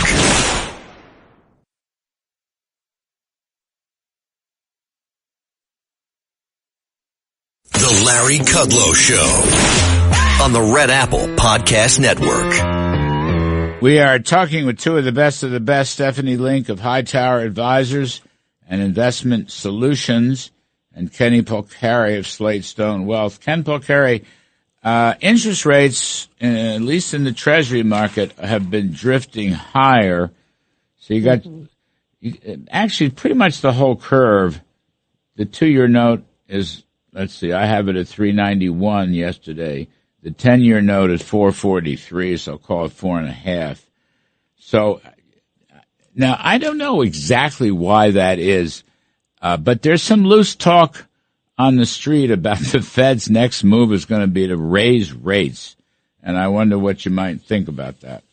Well, I think that is starting to be the It's starting to be part of the narrative, but I don't necessarily think they're going to. But I think that they're putting it out there to kind of slow people down, that the rate cut cycle that everyone was banking on, 2 more rate cuts this year, is completely gone. I think that idea is completely off the table at the moment, unless Kevin Walsh comes in and can convince everybody that he can shrink the balance sheet and therefore cut rates, which I think at the moment might be a little bit difficult for him to do. And so I don't think that they're going to raise rates, but I do think that they're putting that narrative out there to kind of slow people down and slow the market down, slow the expectations down.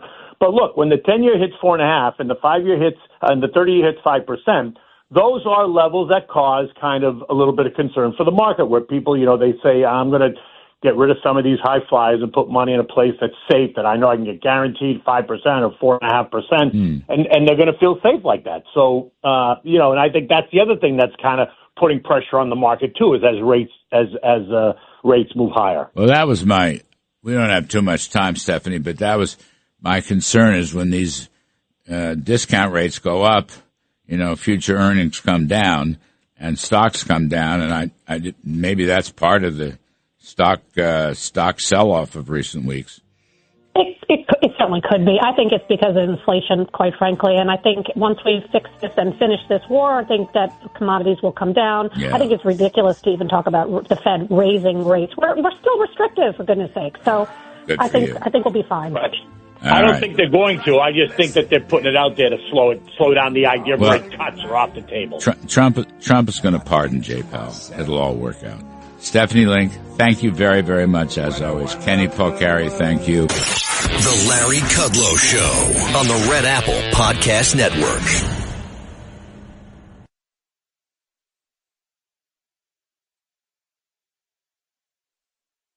The Larry Kudlow Show. Entertaining and informative on the Red Apple Podcast Network. Welcome back, folks. So let's do some money in politics. Steve Forbes, chairman and editor-in-chief, Forbes Media. Steve's latest book is Inflation, What It Is, Why It's Bad, and How to Fix It. And special appearance, thank you, Joe, Joe Concha, Fox News contributor, but he's got a bunch of radio stations. Now, let me get this right. 9 to 10 p.m. during the week. Is that that's every night? Yeah, Monday through Friday, Larry, and then Sundays at 11. So I put in a 6-day as well. I'm trying to work as hard as Kilmeade, but it's very hard to keep up with that guy. Boy, oh boy. I listen, I do 6 days, but you guys are, well, you're younger. You can do this. It's going to be okay. You and Steve. 51 is not old, Larry, so give yourself some credit. Come on. All right. So let me start with you. You're among your many talents. You're a media analyst. Legacy media. The legacy media is basically painting a picture that the United States is losing the war to Iran, and that our Pentagon, our military planners didn't plan. They never thought that Iran would blockade or tie up the Strait of Hormuz. Right? The fact that we've been doing this for 47 years. The Economist magazine, or whatever it is, which used to be pretty interesting, but has gone downhill so much. Their cover story was Advantage Iran. Okay, here we go. Oh. What is going on with this? Why does now, even if the legacy media hates Donald Trump, I would think they hate Iran more. I mean, that just is common sense. But, your ears to the ground. What is going on here? I'll put it this way. Over on MS, whatever it is now, I guess it's MS now, just as one example, John Brennan, who was the CIA director of this country, says he believes the Iranian regime and what they're saying about the war more than he believes the Trump administration. I mean, this is pretty crazy stuff, right? But that's over on MS now. That's fine. I think overall it's a visceral hatred for Donald Trump that anything he does, the reflex is to oppose it. So if he sends the National Guard into major cities like D.C. or Memphis or New Orleans and it has a positive result, they'll still oppose it. If Trump is for men not playing against women in sports, they will oppose it. Trump could sign an executive order saying that pineapple on pizza is now hereby banned because, 99% of the country would support that. And Democrats and the media, because whatever Democrats want, the media follows, would say, no, actually pineapple on pizza is pretty good. So in the end, we're not saying to cheerlead here, guys, as far as like, yay, USA, just report the facts. And the facts is that the varsity and the JV, as far as Iranian leadership, has been obliterated. Their Navy has been obliterated. Their ability to launch most missiles at this point has been obliterated. Their nuclear ambitions probably set back decades, if not forever. And we're not even we're 3 weeks into this war. It is really incredible strides that we have made, yet our legacy media appears to be almost rooting for Trump to fail, because if Trump fails, Democrats take back the House in November, and maybe they take back the White House in 2028. That seems to be the bet that Democrats and their allies in the media are making at this point, and it is sad. Steve Forbes, to continue this, what Joe's saying, look, these facts of, what we've taken out, missiles and the Navy and the Air Force and the slowdown in drones and so forth. This stuff is coming from the Pentagon. It's coming from the Pentagon, and it's coming from CENTCOM. So what John Brennan types and legacy media types and the Economist types, they're basically saying our military is just flat out lying. I mean, if they refused to believe what they're saying, in other words, you can dislike Trump, okay, but so much of one of the things I like about this is a lot more transparency coming out of the Joint Chiefs and coming out of CENTCOM than we've ever had before. But they won't believe them. Now, why won't they believe them? This is America's military, for God's sakes. The reason, aside from Trump syndrome, is the fact that people felt they have been misled for 20 years about the wars in Afghanistan and Iraq. So there's a lot of skepticism in. And unfortunately, a lot of people had the impression when this war began, even though it was said to take several weeks, that this would sort of be Maduro 2.0. May take a few days, but it'll be clean and it'll be over with. And that's why, again, I wish the president would go behind that Oval Office desk and calmly explain, as you've done, as General Keane has done, and others have done, Joe has done, what was really at stake with Iran. You do that, then people put in context when you get to spikes in gasoline prices. That's what people see. And so instead of the president can continue to do his, 2 minutes here, going on a show there, but people want a larger context of what the stakes are. And when they have that, they will back him. And the thing about, say, the Strait of Hormuz, there may have been arguments inside whether Iran would have gone that way, but the fact of the matter is we've war-gamed that for years, and eventually we're going to take out all the means that they have to block the Strait of Hormuz. Yes. What Iran's counting on and what they're getting support for, they know they can't win the war militarily. They know they're getting blasted away. What they're counting on is that they will win a political victory, just as happened in the 1970s, and that way we'll be forced to stop this thing prematurely, and they will be seen as staying in power, and that'll really be bad in the Middle East and bad for Europe and bad for Asia, because our adversaries will draw the wrong conclusions. And one of the things about the Strait of Hormuz, I hope we don't, and we shouldn't, say we want to run it. We should say for a while we have to be the guardian of freedom of navigation, because we don't want China to say, oh, you want the Strait of Hormuz, we want the South China Sea. No, we're the guardians of freedom of the seas. And that's the kind of, they got to get their communications better. Freedom of the seas. Military's doing its part. Now we got to do it on the political side, put it in context, and the American people will back you. And by golly, when this war is over, let's say gas goes to $5 a gallon. If people see after the war is over that the trend line is down, then people will will cut you slack. They'll cut you slack about when you explain what the goals are, why we had to do it. Instead of the confusion, did they have a bomb? They didn't have a bomb.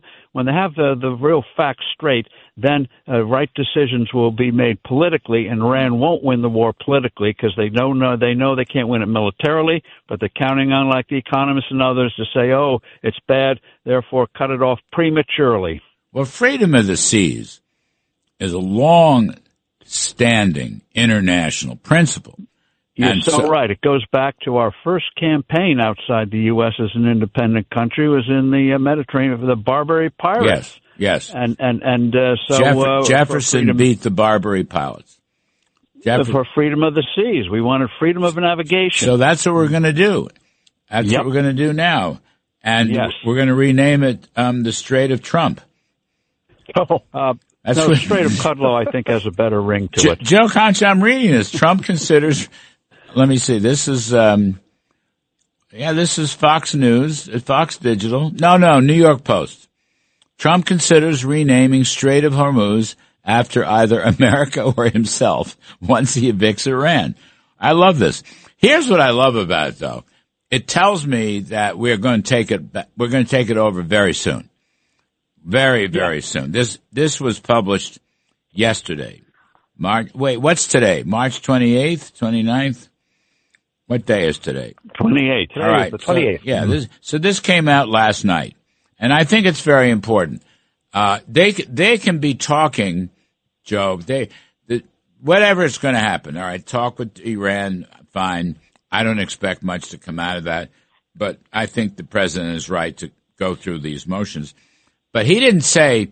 He said we're not going to bomb their energy facilities. He did not say we're going to stop bombing, or he did not say we're going to let Iran continue its blockade of Hormuz. And I just think you're going to wake up one morning in the next few days, and the Marines will have taken these two little islands that Iran uses, and we will have retaken and reopened the Strait of Hormuz.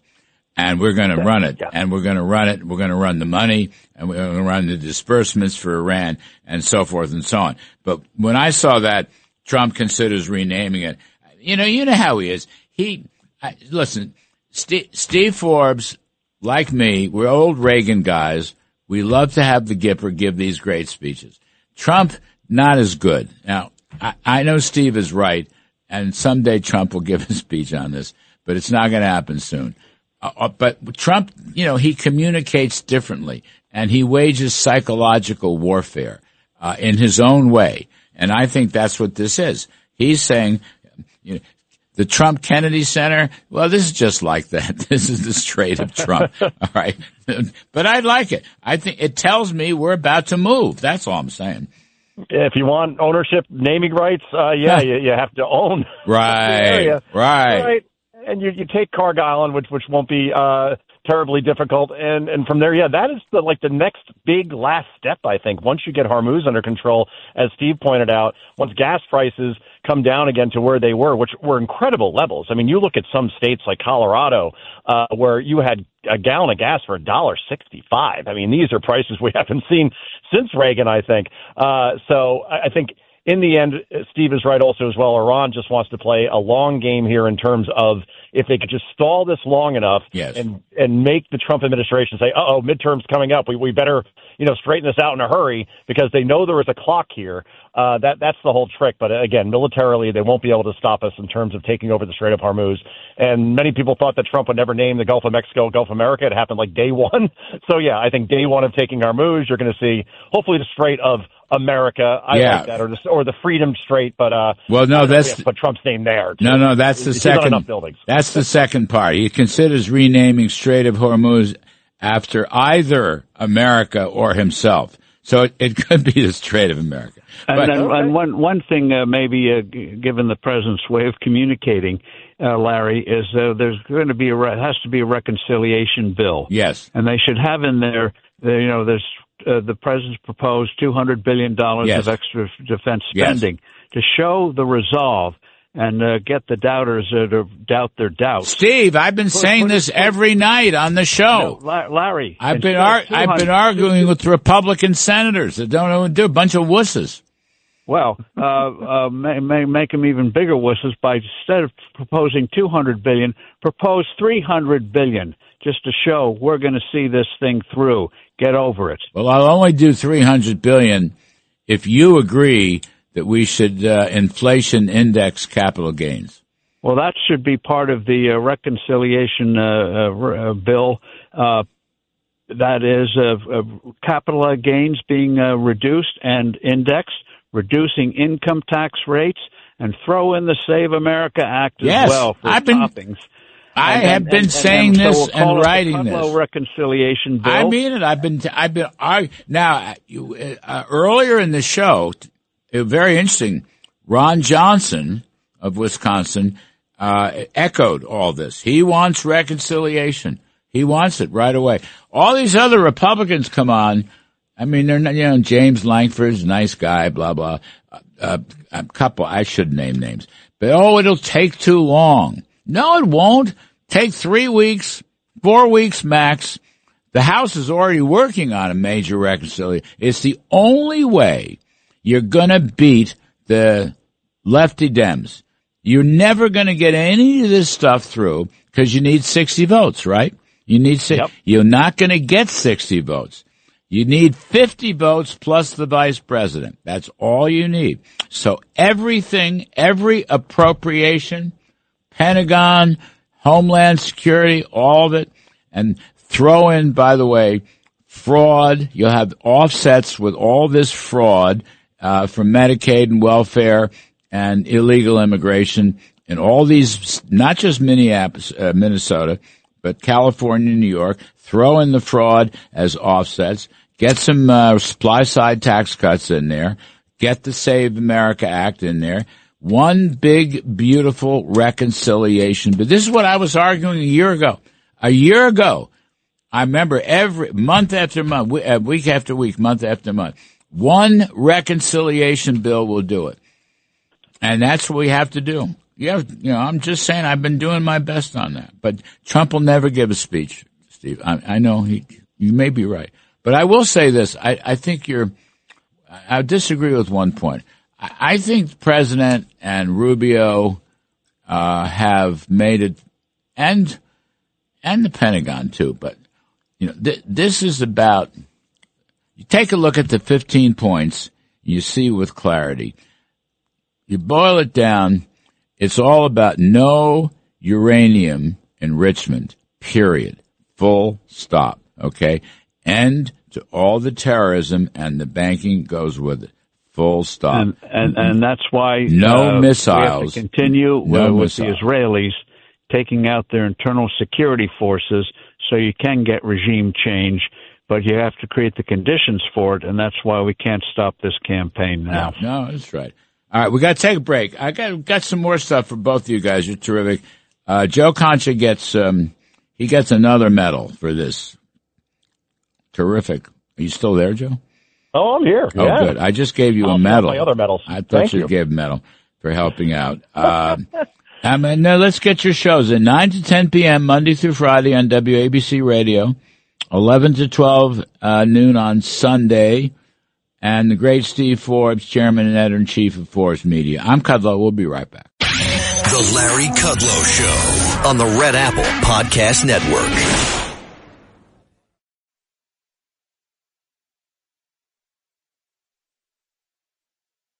The Larry Kudlow Show. Entertaining and informative on the Red Apple Podcast Network. And we're talking to Steve Forbes, and we're talking to Joe Concha. I want to advertise Joe because he's so heroic. He's on radio, WABC, Sundays, 11 a.m. to noon, and Monday through Friday, 9 to 10 p.m. And, of course, he's Fox News contributor. You're still doing the weekend panel thing, Joe? Oh, yeah, the big weekend show. That's like a rotating thing. So, do that and write for the Washington Examiner and working on my next book. So just trying to stay busy at this point, Larry, just like you. What's the book? Oh, it's 99 Americans we could really, really, really, really do without. Oh, really? It writes itself. It really does. Larry and Steve did not make that list, obviously. And the great Steve Forbes is chairman and editor-in-chief of Forbes Media. Steve, the interesting Wall Street Journal editorial, the high tax wealth flight continues today's as Democrats across the country seek to raise income taxes. The IRS on Friday released new data on state income migration. And the states with the highest taxes continue to lose the most income to other states. Not just people leaving, although that's part of it, but just income. California, I guess, is the leader. They lost nearly $12 billion last year, mostly to Texas, Nevada, and Arizona. Other big losers, here's a shocker, New York, $10 billion. Illinois, $6 billion, Massachusetts, $4 billion, New Jersey, $2.5 billion, Maryland, and Minnesota. While the top state and local rate in New York City is 14.8%. This is amazing. Individuals who make over $215,400, they pay 10.7%. That's not that much money in these days. I mean especially in New York City. Right. Come on. Right. So then we have Governor Hochul, who told everyone to go to hell and move to Florida. Now she's begging them to come back. You think she'll succeed, Steve Forbes? No, I think she's auditioning for a comedy role on Saturday Night Live with statements like that. Come on. You throw them out of the state, say good riddance. Now you say come back and we're going to raise taxes even more with that legislature they have, the crazy communist mayor we have in New York and the city council.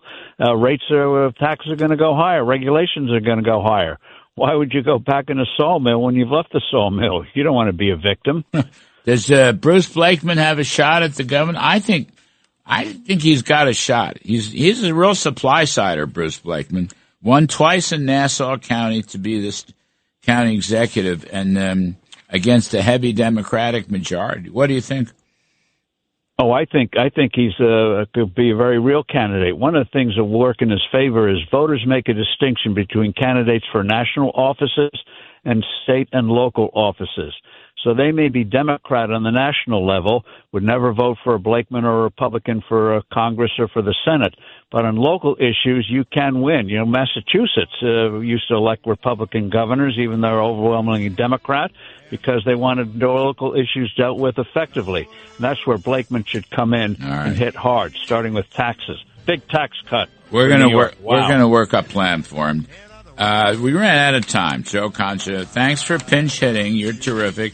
Steve Forbes, always great. I'm Kudlow, folks. We'll be back next weekend.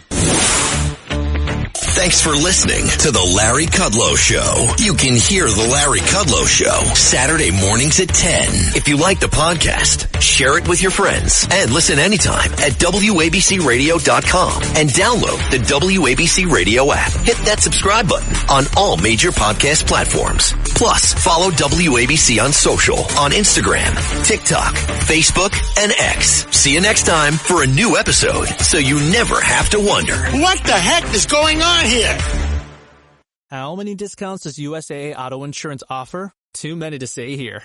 Multi-vehicle discount, safe driver discount, new vehicle discount, storage discount, legacy. How many discounts will you stack up? Tap the banner or visit USAA.com/auto discounts. Restrictions apply. LifeLock, how can I help? The IRS said I filed my return, but I haven't. 1 in 4 tax-paying Americans has paid the price of identity fraud. What do I do? My refund, though. I'm freaking out. Don't worry, I can fix this. LifeLock fixes identity theft guaranteed and gets your money back with up to $3 million in coverage. I'm so relieved. No problem. I'll be with you every step of the way. 1 in 4 was a fraud-paying American. Not anymore. Save up to 40% your first year. Visit LifeLock.com/podcast. Terms apply.